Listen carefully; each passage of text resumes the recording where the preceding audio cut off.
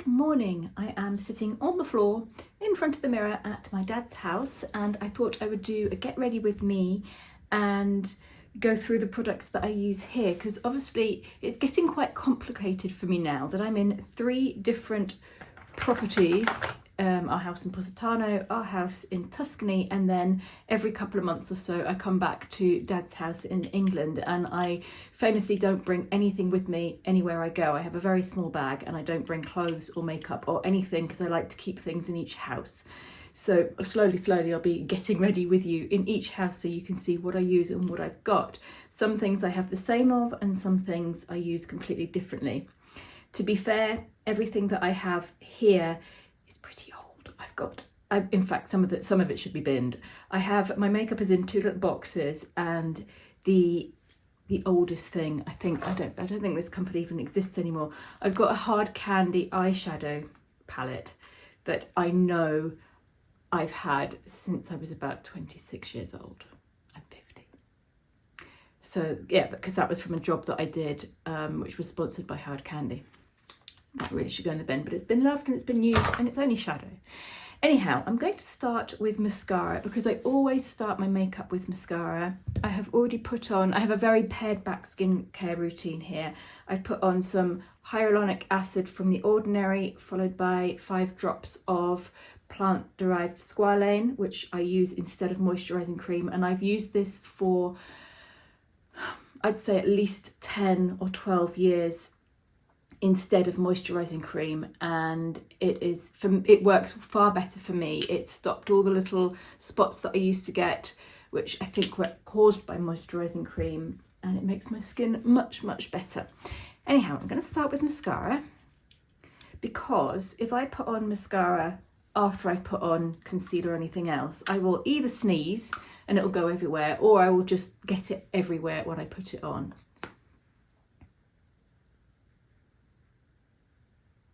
And I use a cotton bud to clean up around the edges because I do tend to get it everywhere. I've got quite long eyelashes, so the mascara goes everywhere. Okay. Right, so I got a letter. How old am I? I got a comment. I got a message on Instagram, not a letter. I got a message on Instagram. I'll read it to you. I'm 45 and my skin has become a bit more oily. My eye makeup runs under my eyes and above my eyelids now. Eyeliner, mascara, etc. I've tried various setting powders, but they settle into fine lines and make me look older than I am. I prefer a more natural look, but I need some makeup at this age, or else I look tired and haggard. So I found that a few years ago my mascara was starting to smudge under my eyes, over my eyes. It just, throughout the day, it would just smudge and go everywhere, and it looked like I had black eyes. And it took me a while to find a mascara that didn't do that. So for instance, the other day when I came here, I put on this Maybelline Curl Bounce mascara, and within 2 hours I had big black splodges all under here, and it just didn't stay on me. It's fine for Sky. She's 21, she can wear it, and it's absolutely perfect for her. For me, it doesn't work. The ones that I found that do work are, and I haven't tried every single mascara, the ones that I found that work are the MAC Extended Play Giga Black Lash. This one has a very fine brush as well, so it's actually with a fine brush, it's really good to get into smaller lashes as well. This one stays on, and the Lancome Hypnose is my favourite.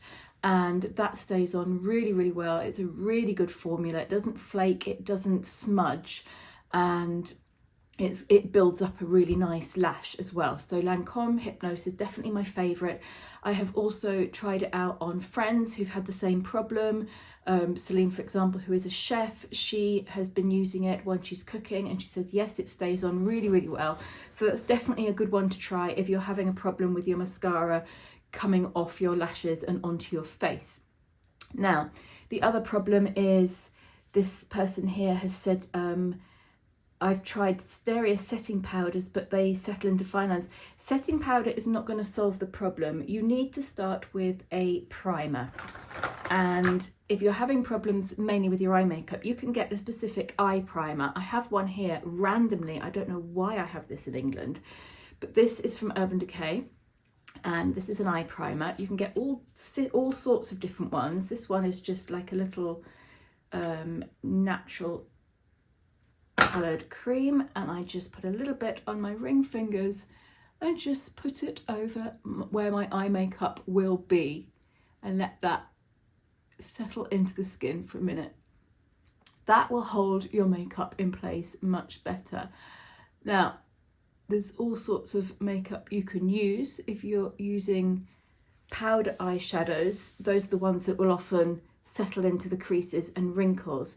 And my go-to, which I also have always used on brides, are the MAC paint pots. You can get them in loads of different colours nowadays.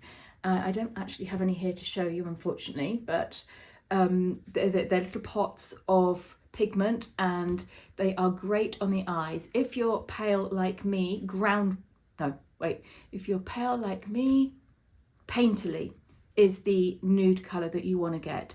If you're dark skinned like Marie, you want Groundwork. If you want something coloured, you choose the colour you want. There's a lovely shimmery, sort of like antique pink shimmery one called Vintage Set, something like that, I think, which is lovely as well if you just want a little bit of shimmer. And I use them all the time. I've got another one in Tuscany that I use that is lovely, but at the moment I don't have those with me. And yesterday I went out to Kingston and I bought another option. I've got a Bobbi Brown, what are these called? Longwear Cream Shadow Stick, and I tend to prefer the apricot-y, peachy, pale colours because I feel like they brighten up your eye and they just sort of give you a little bit of a lift, and they neutralise the maybe bluey tones that you get on your eyelids naturally. So this is the colour that I have chosen, and it's very natural and it will stay on all day. I'm doing this really, really far away from the mirror, so hopefully I'm doing it right. Can't really see what I'm doing. Hang on, let's check in the little mirror. Yeah. So as you can see, that has just brightened it up a little bit. And that's all I'm going to do. Now, if you wanted to add a little bit of shimmer of that, you could get some eyeshadow on your finger or on a brush. I'm not going to do it because of my 25-year-old eyeshadow, but you could get a little shimmer and just dust it over the top of that, and it will cling to it and set even better. So that's your options.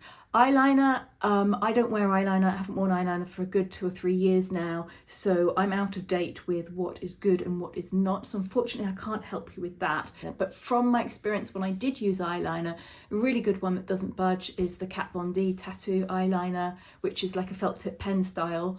I know that Kiko had a really good pot eyeliner, which you dip a little brush in and paint it on.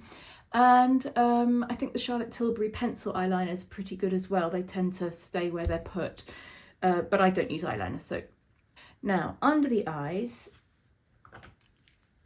you just want a little bit of concealer. If you've got quite dark circles, there's a product called, and I have this in Tuscany, the Banana Lowlighter, and it's like a highlighter but a lowlighter, but it works really well under the eyes, and you don't need to set it with setting powder if you don't want to use powder. Now, you don't want a huge amount of concealer. You don't want to paint it all around. I tend to be dark here and here. And I just put a little bit there and I'll blend that in. And I'll put a bit around my nose. And that's all I need today. Sometimes I'll have some little spots or something that I need to cover up. And then I'm going to just blend that out. Now, I think I've put on too much there. So I'm going to take my finger and just,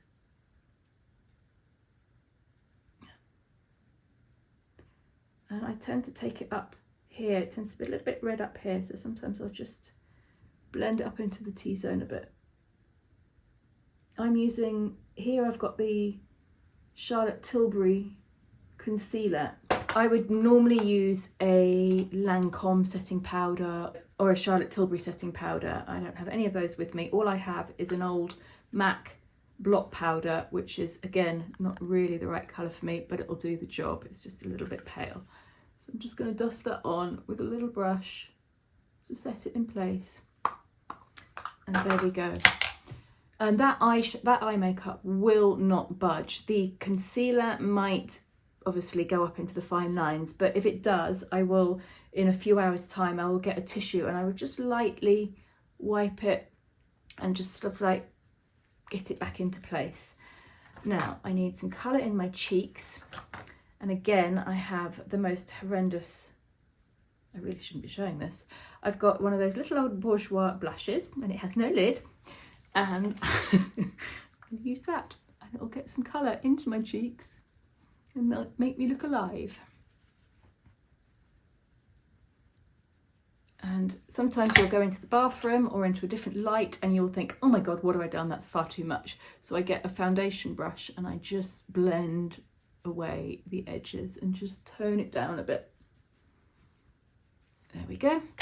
And then on my lips, at the moment I have a Benefit tinted lip balm and it's quite a bright one, but I like it. And that is my makeup done. Very easy. This is the second time that I filmed this video because I did it yesterday while I was getting ready and then realised I hadn't really explained the process of keeping the eye makeup in place very well.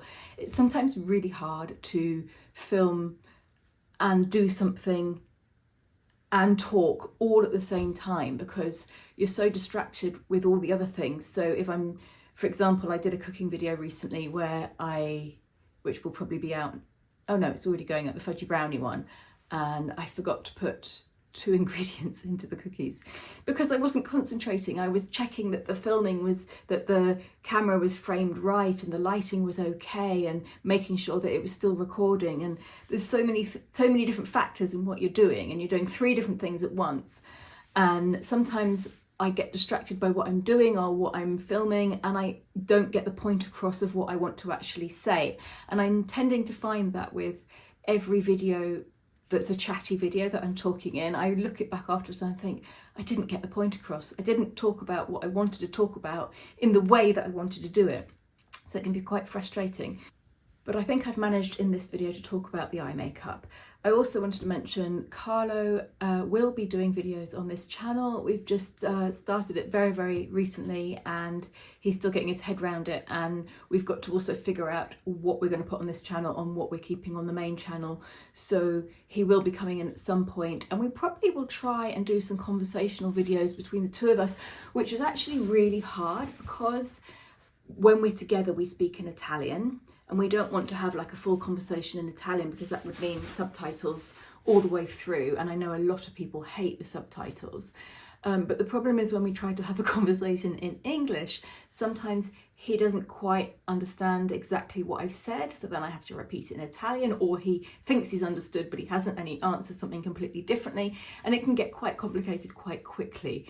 So that's the one shame. I wish that me and him could have more natural conversation videos for you to watch, but it's really hard for us. I mean, even recently in the vlog when we were at my ex-babysitter's house and I said to him, are you glad you came here? He didn't understand me and he didn't answer me. The dog answered, and it was yeah, it can be quite frustrating. So I know what I haven't done. I haven't put anything on my eyebrows. So I like to set my eyebrows for the day, otherwise they tend to do this. Look, they go down and then they look weird. So I'm using here, I've got the Fluff Up Brow Wax, which I think is Skies, but just brush them upwards and that will sort of keep them in place for the day. And if you really wanted your makeup to stay on all day, I would invest in a setting spray, which you can then spritz on afterwards and it'll just sort of like keep it in place. It's like hairspray for the face. Anyhow, that's all I'm doing today. Thank you very much for watching. I hope you've enjoyed this. I hope this has been helpful. And if you have any ideas or you want to send me a message with an idea for a video that you'd like me to film, leave me a comment below. Thanks so much for watching and have a great day, everybody. Bye.